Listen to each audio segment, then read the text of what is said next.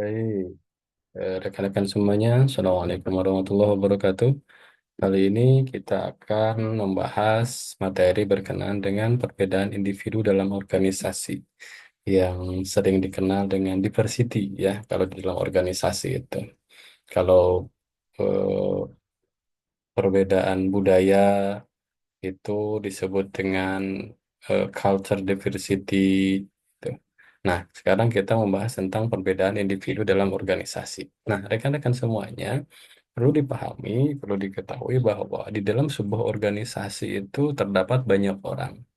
Banyak orang dengan perbedaan latar belakang, perbedaan nilai, dan sebagainya. Sehingga perbedaan individu ini benar-benar harus dipahami oleh setiap orang yang ada di dalam sebuah organisasi, terutama oleh seorang manajer, sehingga perbedaan-perbedaan itu bisa diakomodir dan bisa tidak sampai menjadikan organisasi menjadi terpecah-pecah atau terjadinya salah paham dan sebagainya, sehingga nanti dengan perbedaan individu dalam sebuah organisasi justru akan memberikan dampak yang bagus terhadap organisasi. Nah, di pendahuluan, setiap individu memiliki karakteristiknya masing-masing, dan hal ini menjadikan individu satu dengan lainnya berbeda. Jelas ya, rekan-rekan semuanya, bahwa setiap personal itu, setiap orang, setiap individu itu pasti akan memiliki karakteristik yang berbeda, karena setiap orang itu juga memiliki value yang berbeda. Tuh. Jadi value-nya setiap orang itu pasti berbeda. Sehingga perbedaan-perbedaan ini yang memang harus benar-benar dipahami di dalam sebuah organisasi. Nah, perbedaan individu ini bisa dari segi biografisnya, usianya, jenis kelamin, status perkawinan, dan lain sebagainya. Itu. Terus selain dari biografisnya, dari kepribadiannya, sikap, kemampuan, nilai yang dimiliki oleh masing-masing individu. Sehingga ini akan berbeda. Nah, perbedaan karakteristik ini mengantarkan individu dalam beragam respon atau perilaku terhadap stimulus yang sama sehingga terciptanya perbedaan perilaku. Nah, rekan-rekan semuanya, di sini ditegaskan bahwa perbedaan karakteristik ini setiap orang, setiap individu eh, menjadikan keberagaman respon. Pasti kita, kalau misalnya kita punya pengalaman di dalam sebuah organisasi atau di lingkungan pekerjaan, pasti akan berbeda ya. Orang-orang dengan stimulus yang sama, dengan tugas yang sama, misalnya, dengan perintah yang sama, tapi responnya akan berbeda. Kenapa? Inilah salah satu penyebabnya adalah terjadinya atau memang adanya perbedaan karakteristik yang ada di dalam sebuah organisasi itu. Ya. Nah, perilaku manusia adalah fungsi interaksi antara pribadi, individu, dan lingkungannya. Terus, individu membawa organisasi ke dalam tatanan kemampuan kepercayaan diri, pengharapan, kebutuhan, dan pengalaman masa lalunya. Karakteristik individu itu berinteraksi dengan karakteristik organisasi, maka terwujudlah perilaku individu dalam sebuah organisasi. Jadi, rekan-rekan semuanya, perilaku manusia itu tadi fungsi interaksi antara pribadi, individu, dan lingkungannya. Jadi, perilaku manusia itu merupakan interaksi antara pribadi, individu dengan lingkungannya, sehingga memunculkanlah sebuah perilaku individu. Dan perilaku individu itu pasti akan berbeda-beda juga, gitu ya. Karakteristik individu berinteraksi dengan karakteristik organisasi, maka terwujudlah perilaku individu dalam sebuah organisasi. Jadi, karakter individu itu seperti apa, gitu kan, pasti akan berbeda-beda. Sementara ketika karakteristik individu-individu ini yang pasti berbeda-beda, termasuk beda dalam sisi value-nya juga, gitu ya. Terus berinteraksi dengan karakteristik organisasi, karena organisasi itu memiliki kultur yang berbeda, gitu ya, punya ciri khasnya, punya value-nya sendiri juga organisasi. Nah, berinteraksilah karakter individu dengan karakter organisasi sehingga muncullah, terwujudlah perilaku individu dalam sebuah organisasi. Jadi perilaku individu dalam organisasi itu hasil dari karakteristik individu dengan karakteristik organisasi. Yang biasanya itu organisasi ini memberikan pengaruh besar terhadap karakteristik individu, sehingga karakteristik individu ini akan dibawa karakteristik individu ini akan diarahkan oleh karakteristik organisasi yang menjadi sebuah perilaku di dalam sebuah organisasi gitu. Karena setiap orang pasti berbeda, tapi bagaimana caranya perbedaan individu ini harus sama gitu, harus sama karakteristiknya sehingga akan menghasilkan hal-hal yang sesuai dengan keinginan organisasi gitu. Ya, kita bisa melihatlah misalnya para pegawai di sebuah perbankan misalnya, mereka memiliki karakteristik yang berbeda pasti setiap orangnya. Jadi beda eh, dari sikapnya, dari kebiasaannya gitu ya, pribadi dan sebagainya itu pasti akan berbeda. Tapi ketika masuk ke perbankan, karakteristik perbankan itu bagaimana pelayanannya yang cukup cepat gitu ya, ramah, terus juga begitu elegan ketika apa namanya memberikan pelayanan kepada customernya kan gitu. Nah, walaupun ada karakteristik individu yang pemalas dan sebagainya gitu kan, tapi ketika masuk ke dalam karakteristik organisasi mau tidak mau ini akan menjadikan karakteristik individu menjadi karakteristik organisasi dan memunculkan perilaku individu tadi. Gitu ya. Hal ini berarti seorang individu dengan lingkungannya menentukan perilaku keduanya secara langsung jelas tadi gitu ya, seperti tadi. Nah, lanjut tadi perilaku individu sekarang masuk ke dalam keragaman individu. Nah, rekan-rekan semuanya eh, diversity bahasanya di dalam sebuah organisasi itu perbedaan atau keragaman. Eh, Diversity, culture diversity gitu ya. Keragaman individu, diversity personal gitu ya. Dalam memahami perilaku organisasi, sebaiknya mengetahui terlebih dahulu perbedaan individu dalam organisasi tersebut. Jelas, ya. Jadi, dalam memahami perilaku, kita harus bisa memahami dulu perilaku organisasi terutama ya. Terlebih dahulu, kita harus memahami, mengetahui perbedaan individu dalam organisasi. Pasti akan berbeda-beda gitu ya. Baik itu dari sisi pengalamannya, dari kulturnya, gitu, asalnya, laki-laki dan perempuannya dan sebagainya gitu. Dari sisi usia juga pasti akan berbeda. Keragaman individu dalam organisasi memiliki dua level.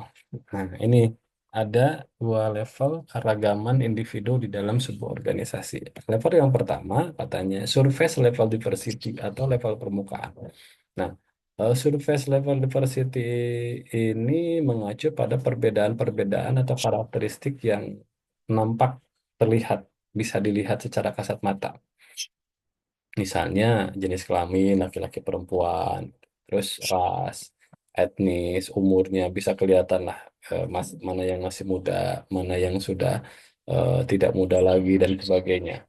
Nah, ini jadi yang tidak selalu merefleksikan cara orang berpikir atau merasa, tetapi tetap dapat memunculkan stereotip tertentu. Jadi surface level diversity ini atau level permukaan ini individunya bisa terlihat dari tadi majelis kelamin, ras, etnis, umur dan sebagainya. Ya. Nah, kalau level dalam atau deep level diversity ini perbedaan level dalam berkenaan dengan kepribadian gitu kan, nilai-nilai value memang yang dia pegang gitu. Karena memang value setiap orang pasti akan beda-beda gitu ya. Value setiap orang itu pasti akan berbeda-beda. Eh, Bagaimana caranya pun pasti akan berbeda. Dan preferensi kerja yang menjadi lebih penting secara progresif dalam menentukan kesannya. Jadi di level diversity ini perbedaan-perbedaan yang berkaitan dengan value kepribadian seseorang gitu ya. value-nya seseorang baik, tidak baik, rajin, tidak rajin gitu ya, dan sebagainya. Nah, sekarang masuk ke dalam kepribadian. Nah, kepribadian atau personality sebagai kombinasi karakteristik fisik dan mental yang stabil yang memberikan identitas individualnya. Ini dari Kinichi dan Gardner. Terus dari Robin dan Judge, kepribadian juga bisa diartikan sebagai jumlah dari semua cara di mana individu merespon dari berinteraksi dengan orang lain atau lingkungannya.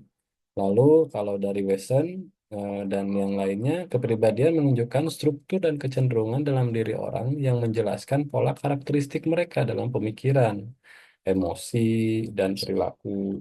Nah, lalu kalau dari Glenow yang mengatakan bahwa kepribadian adalah pola yang relatif bertahan lama tentang pemikiran, emosi, dan perilaku yang menunjukkan karakteristik orang, sejalan dengan proses psikologi di belakang karakteristik tersebut. Jadi,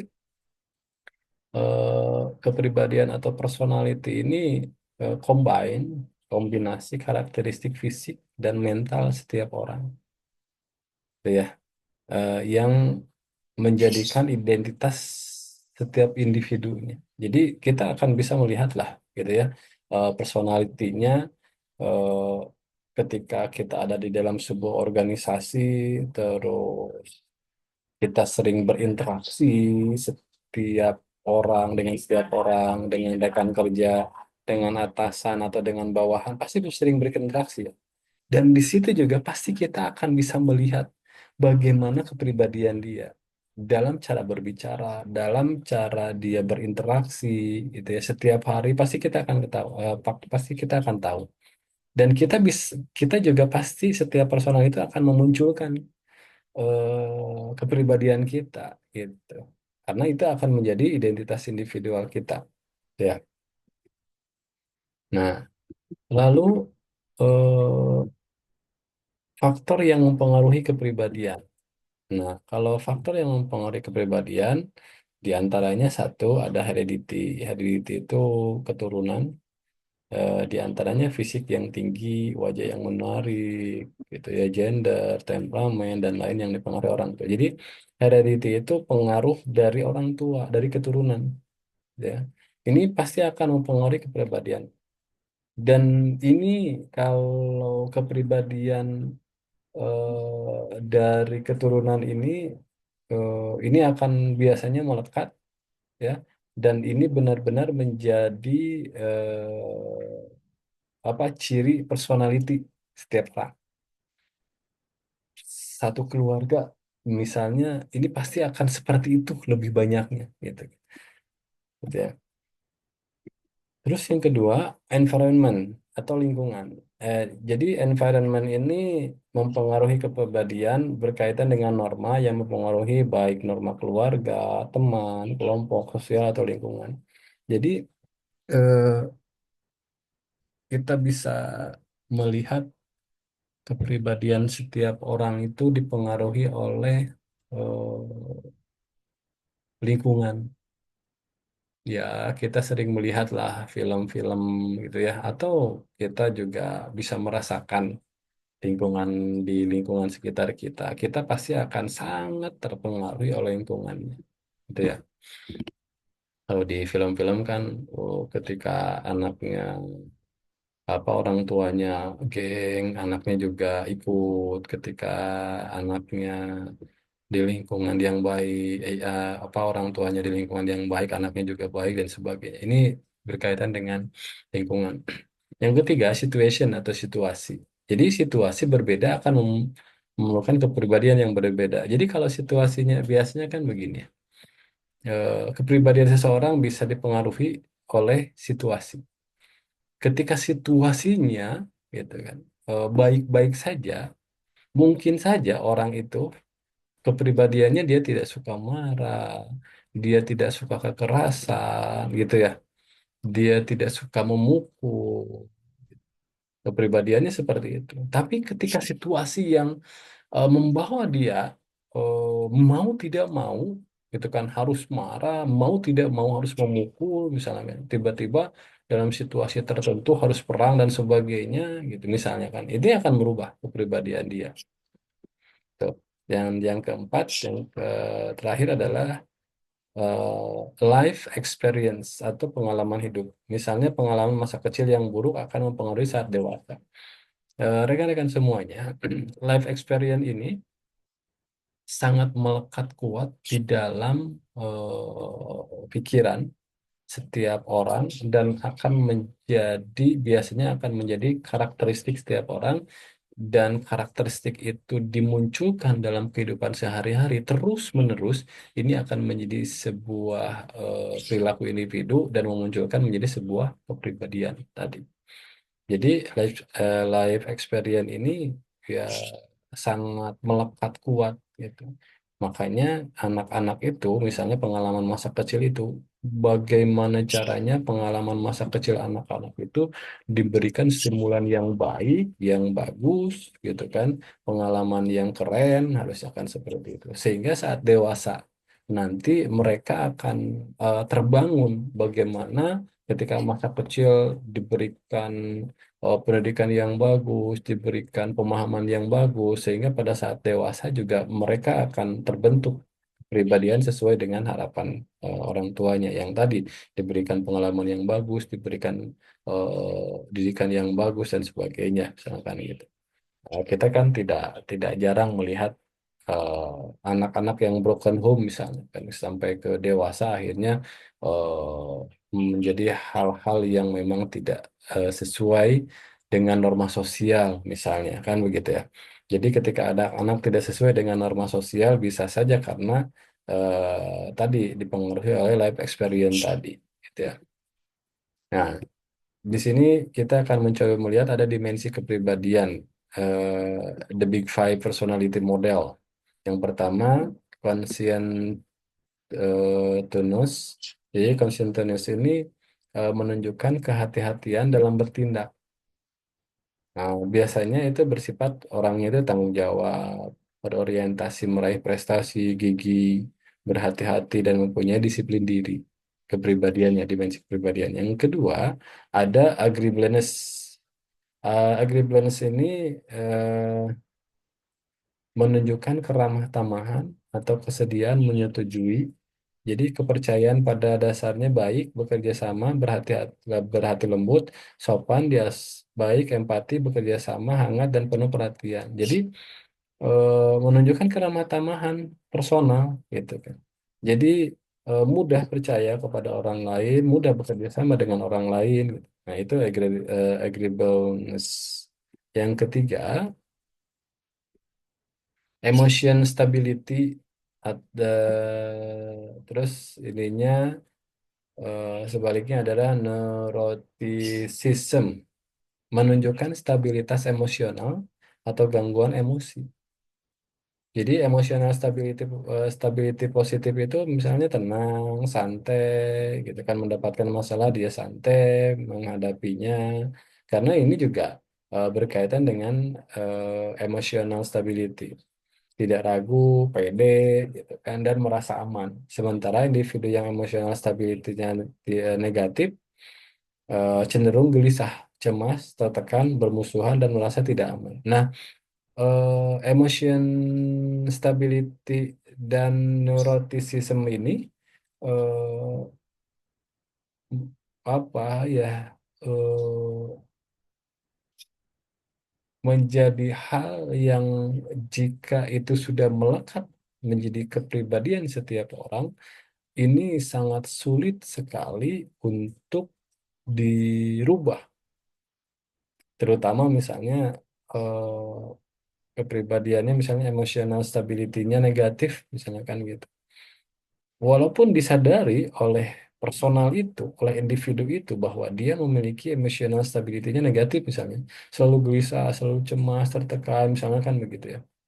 Nah, ini ini akan sulit sekali dihindari oleh personal itu, oleh orang tersebut.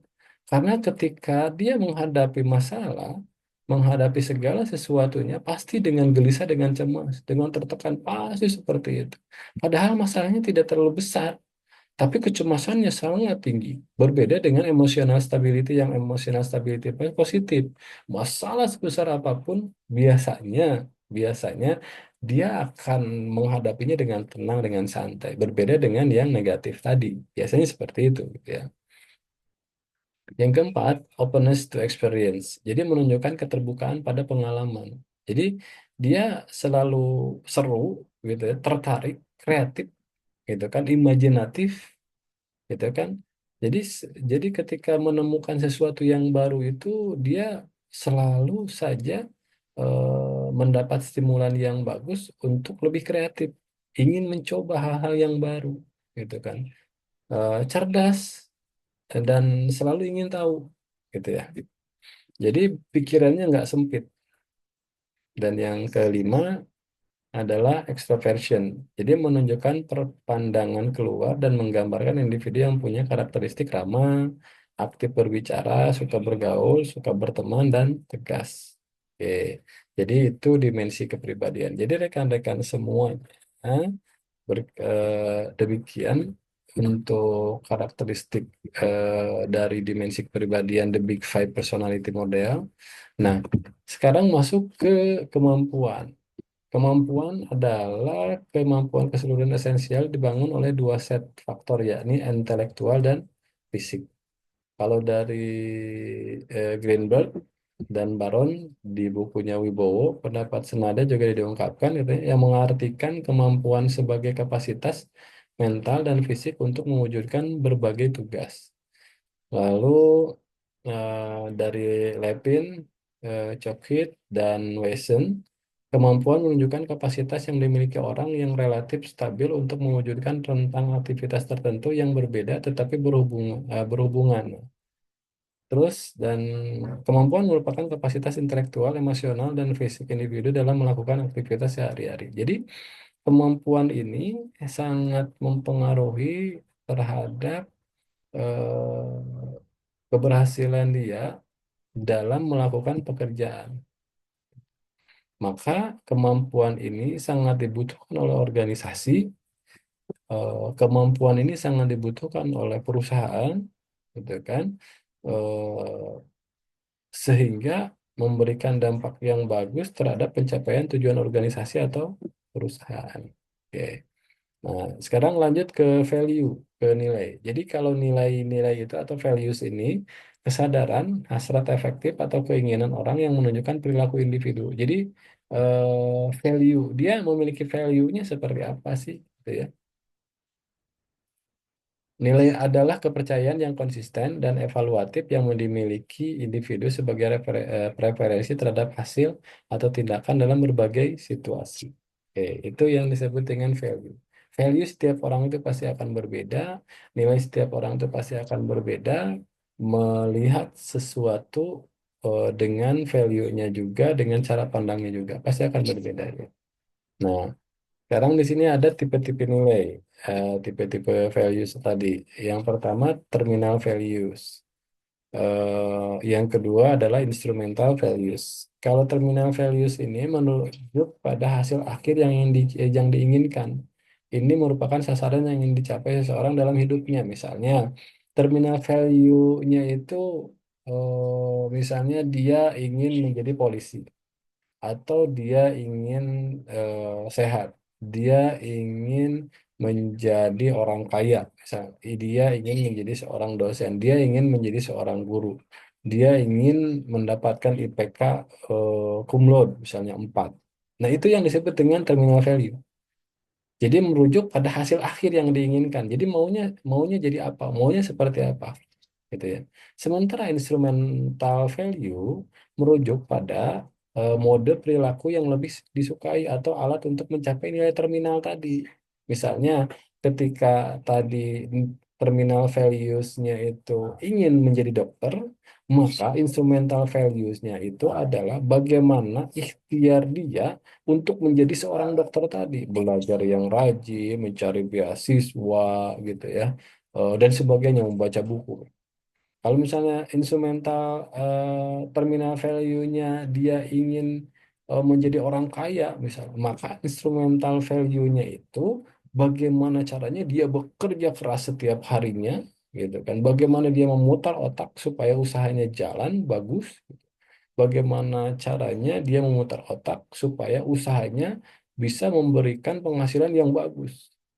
Itu instrumental value. Jadi caranya, gitu kan, untuk mencapai terminal values tadi.